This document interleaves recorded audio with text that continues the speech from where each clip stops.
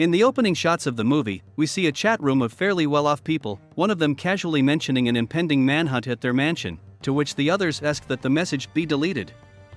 The action moves on board an airplane. A passenger talks to the stewardess and asks her to pour champagne. However, the girl pours the hero and looks fearfully into the aisle. A disoriented Andy appears in the aisle, not knowing how he got on the plane. The other characters discuss that the hunt hasn't started yet and the man woke up early. An elderly man claims to be a doctor and reassures Andy. The doctor asks the guy to lie on the floor and sticks a ballpoint pen in his neck. Andy grabs a fallen champagne bottle, smashes it and prepares to defend himself. Suddenly a woman appears behind his back and robs the scandalized man of his eye with the help of a stiletto heel.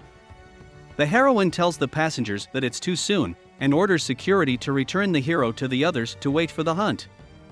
The injured Andy is dragged to a small room on board, where he sees a sleeping girl beside him. In the next shot, the heroine wakes up in the woods. The girl fumbles for the gag in her mouth, but cannot remove it because of the lock attached to her belt. In a panic, the blonde notices another woman nearby, who is trying to make something like a compass arrow. The girls walk to a huge clearing, where several more people appear, also wearing gags. There, the frightened heroes see a huge wooden box. One of the men decides to open it with a crowbar lying nearby. A pig comes running out of a dark box, but a man pulls a lot of weapons out of there. While the other heroes disassemble the weapons, the blonde girl finds the keys and frees everyone from the gags. Suddenly people start getting shot at, and the girl is killed. The rest of the heroes under fire try to get to the forest and hide in it. One of the girls falls into a trap with stakes, but a man in a brown jacket saves her. However, the heroes get out of this game by stepping on a mine. Upon seeing this, the blue-shirt hero panics and runs through the forest, but soon runs into a fence. Teaming up with two other men and a woman, the hero climbs over the barbed wire, but one of them is hit by an arrow. The survivors make it to a roadside store. The man in blue interrogates the shopkeepers and tries to find out where they are. Taking to his cell phone, the hero tries to call emergency services. A woman who tasted the food in the store experiences symptoms of poisoning, and the store clerks suddenly plant a gas canister and, wearing gas masks, strip the customers.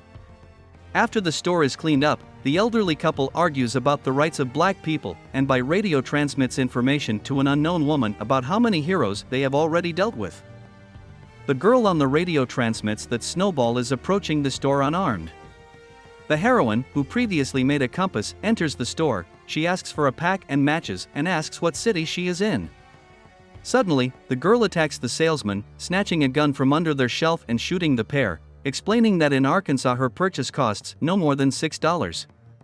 Along with the guns, the girl grabs ammunition and rope and leaves the store.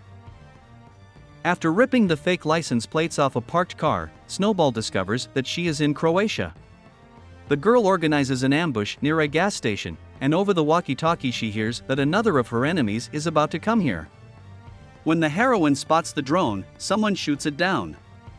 The woman leading the attacks guesses about the frequency tapping and tells everyone to turn off their walkie-talkies. Snowball meets another fugitive. Together they walk along the railroad tracks. The man tells about his suspicions. The hero believes that the hunt for them arranged by the liberal elite. This information was not so long ago covered in social networks. He gives his name, Harry. Hearing the approaching train, the heroes jump into it. In the carriage, besides them are refugees. Harry believes that this is a trap and in front of them actors. Suddenly the train is stopped by the military, and they take the refugees out of the car. Snowball and Harry hide their weapons and get out. The hero tries to tell the military about the game of the elite, but they do not listen to him. One of the refugees really turns out to be a fake, and he himself tells Harry about it. The enraged hero snatches a grenade from his bag and destroys the enemy. During the interrogation by the military, Snowball learns that there is another victim of the hunt, Dawn. During lunch, the hero says that they will soon be on a TV show and tell the world about it. An ambassador arrives at the camp and takes the woman and Dawn out. On the trip, Snowball guesses that the ambassador is a fake, and pushes the man out of the car, and then, getting behind the wheel, backs the car up. Shocked Dawn does not understand why the girl did this, and argues with her. In the trunk of the car, the heroes find Harry not breathing. Dawn wants to drive the car and get the hell out of here. Snowy refuses, however, and tells the man a slightly creepy tale about a tortoise and a hare, at the end of which the long-eared one strips the winner and her family. The girl says that the hare never escapes, but always wins. The man asks in bewilderment which one is which. The action moves to the hunter's bunker, where privileged men and women are waiting for Oliver, the fake ambassador, to return with the loot. The characters chat about Haiti and the crisis, making noise, for which the woman on the walkie-talkie, we finally learn her name is Athena, asks them to shut up. One of the hunters goes outside, and Dawn, along with the girl, reduce the number of hunters. In the bunker, they hear footsteps and prepare to attack by grabbing weapons. When a pig falls to them, the hunters panic and start shooting.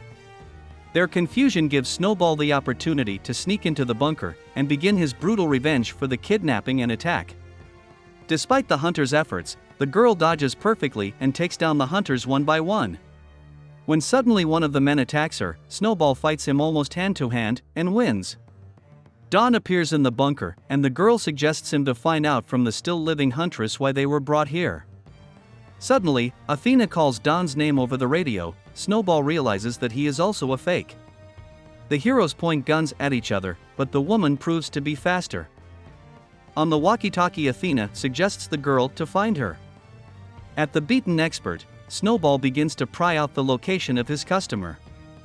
The man tries in every possible way to dissuade the girl from this venture, but still points her in the right direction. Snowball tells that she served in Afghanistan and, saying goodbye to the expert, makes another hole in him. The action moves back 8 months to the office of Athena, the woman from the plane and the unseen leader of the hunters. Her staff reports that the computer of Martin, a friend of her boss, has been hacked. In it were found emails in which he spoke unkindly about the president, but in addition, correspondence from the beginning of the movie, in which Athena joked about hunting the outcasts of society. The staff say that there is a group of people online who have taken the joke seriously and believe that the elite are doing such creepy things. When Athena laughs, it is explained to her that the situation is quite serious and conspiracy theorists have even found the very estate where the hunt is being held. When the woman is criticized for the phrase outcasts of society, she wryly offers more unpleasant options. Paul and Nicole say that Athena will have to leave her place of employment so as not to tarnish the honor of the company. They explain that this is what all the members of the ill-fated correspondence did. The enraged woman asks who exactly believes in her hunt for living people. Together with her friends, she investigates these people and their social media pages. The company votes on which of the presented heroes fits the definition of society's outcasts more, and promotes stories of hunting and aggression more towards the elite. On the screen we see pictures of characters we already know. Oliver explains that we should focus on the 12 men, as this is the first hunt. Because of them, the heroes lost their jobs, respect, and became an object of ridicule. After seeing the profile of the future winner of the hunt, Athena calls her Snowball, and promises to deal with the girl for an angry comment. The action returns to the present day. Snowball arrives at Athena's mansion, and a woman offers to surrender her weapon. The woman explains that there are explosives under the gate, and she would have killed the heroine long ago if she wanted to. Such an argument works, and Snowball, leaving the weapon, goes to the house.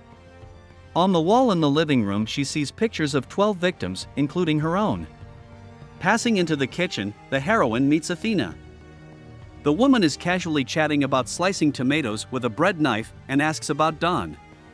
When Snowball asks if Dawn was a spy, Athena gives the ambiguous answer that she made the girl believe it. The woman talks about the heroine's past. She became a racist, lost her father and mother, and gives Snowball's real name, Crystal. Athena pulls out a comment printed by the girl, where the heroine wishes death on human hunters. When Crystal says that you can't be angry at the reveal, because hunting people is horrible, the angry woman explains that it was a joke, pounced upon by some not-so-smart people, depriving her and her friends of jobs and respect. Athena says that's why the hunt started. It only became real when people decided to believe it, and the heroine and her creepy comment is especially to blame. Crystal laughs and says that the woman was wrong, and that comment was left by someone with the same name, which means Athena doesn't need the truth, only revenge. The woman agrees, and to the accompaniment of Beethoven, a confrontation ensues between the heroines. The opponents are equally well prepared, and so the battle is quite tense. The superiority passes from Athena to Crystal and vice versa, the interior and furniture are destroyed. Suddenly Athena snatches a weapon from her bag, turning her opponent to flee. The battle becomes more violent. Athena seems to be gaining the upper hand, but at the last minute, Crystal prevails and asks why her nickname is Snowball. The woman explains that it's a character from Animal Farm, but the winner, who has read the book, says that the role of the slandered righteous woman suits Athena better. After a tough battle, only Crystal is left alive. The girl enjoys eating the sandwich Athena had prepared for herself before she arrived. Literally cauterizing the wound, Crystal saves her life and begins looting the mansion of the manhunters.